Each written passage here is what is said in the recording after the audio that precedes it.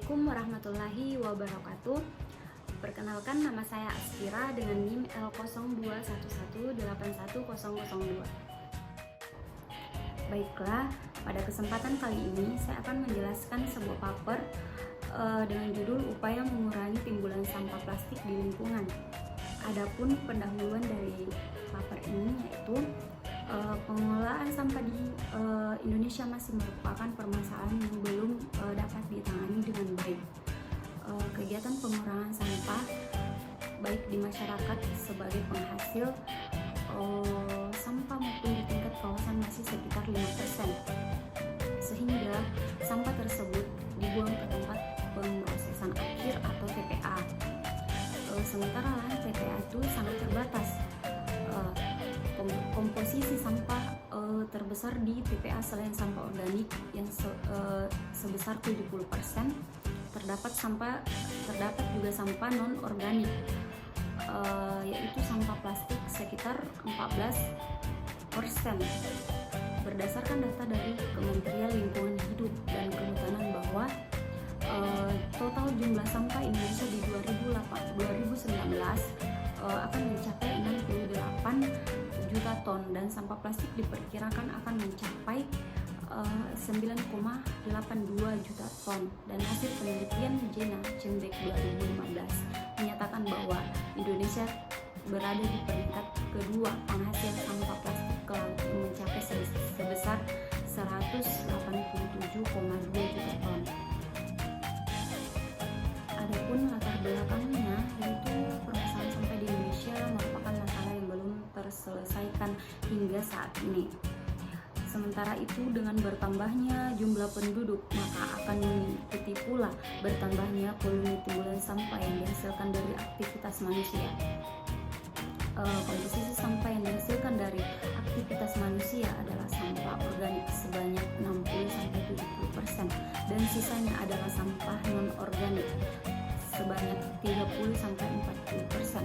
Sementara itu, dari sampah non-organik tersebut, komposisi sampah terbanyak kedua yaitu sebesar 14% adalah sampah plastik. Yang dominan yaitu sampah plastik yang berupa kantong plastik, kantong kresek, dan plastik kemasan. Dan permasalahan sampah plastik tersebut apabila semakin banyak jumlahnya di lingkungan, maka akan berpotensi mencemari lingkungan, mengingat bahwa sifat plastik akan terurai di tanah dalam waktu lebih dari 20 tahun, bahkan dapat mencapai 100 tahun, sehingga dapat menurunkan kesuburan tanah dan di perairan plastik akan sulit terurai.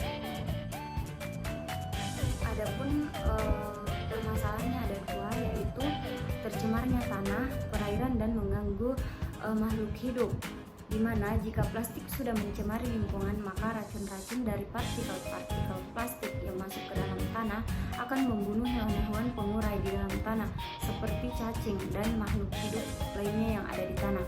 Dua, hewan-hewan dapat terjerat dalam tumpukan plastik. Hewan-hewan laut seperti lumba-lumba, penyu laut, dan anjing laut, mereka akan menganggap kantong-kantong plastik tersebut makanan dan akhirnya mati karena tidak dapat mencernanya. Terdapat 3 metode untuk mengkonversi sampah plastik. Satu yaitu dengan metode hydrocracking, yaitu proses cracking dengan merefleksikan plastik bersama hidrogen di dalam wadah tertutup yang dilengkapi dengan pengaduk pada suhu antara 423 sampai 673 K dan tekanan hidrogen sebesar 3-10 MPa. Penelitian ini telah dilakukan oleh Rodensono pada tahun 2005. Dengan metode hydrocracking, sampah plastik polipropilena menjadi bensin hidrokarbon C5C12. Kedua yaitu dengan metode thermal cracking, yaitu termasuk proses pirolisis, yaitu dengan cara memanaskan bahan polimer tanpa oksigen. Metode ini telah dilakukan oleh Bajus dan Hajikova pada tahun 2010 dalam Suryono 2013 tentang pengolahan campuran 7 jenis plastik menjadi minyak dengan metode thermal cracking. Tiga, catalytic cracking. Metode cracking ini menggunakan katalis untuk melakukan reaksi perekahan. Dengan adanya katalis, maka dapat mengurangi suhu dan waktu reaksi. Auschwitz dalam Ofundu pada tahun 2011 melakukan penelitian mengenai konversi plastik low density polyethylene atau disebut dengan LDPE menjadi minyak. Adapun pembahasannya yaitu berdasarkan hasil penelitian Pamungkas Febriana pada tahun 2014 menyatakan bahwa komposisi jenis plastik yang dominan adalah jenis polipropilen atau PP sebanyak 30,19% yang sering digunakan sebagai kemasan makanan, minuman, plastik makanan, dan kantong plastik seperti terlihat pada gambar 2. Plastik masih banyak dipakai karena memiliki keunggulan antara lain ringan, tidak mudah pecah, dan murah. Nah, kita juga bisa mendaur ulang plastik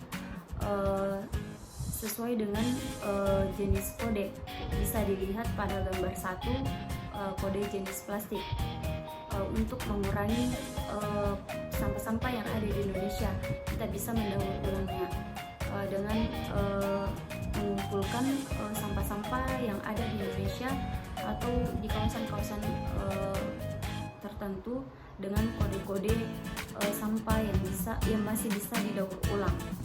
Adapun beberapa teknologi bisa digunakan untuk mengkonversi sampah plastik menjadi bahan bakar, diantaranya yaitu konversi ke bahan bakar padat, konversi ke bahan bakar cair, dan konversi ke bahan bakar gas. Adapun kesimpulan dari paper yang saya jelaskan yaitu berdasarkan penelitian yang sudah dilakukan dalam memanfaatkan sampah plastik, maka dapat diambil beberapa kesimpulan sebagai berikut. 1. Sampah plastik dapat diolah kembali jadi juga pada ulang sumber energi gas dan minyak. 2. Sampah plastik jenis polyethylene dapat didaur ulang kembali sebagai konversi bahan bakar minyak dengan proses cracking dan dapat dimanfaatkan juga sebagai bahan pembuat karbon aktif untuk proses absorpsi dalam pengolahan limbah cair. 3. Dengan berbagai penelitian yang telah dilakukan untuk mendaur ulang sampah plastik, maka volume timbulan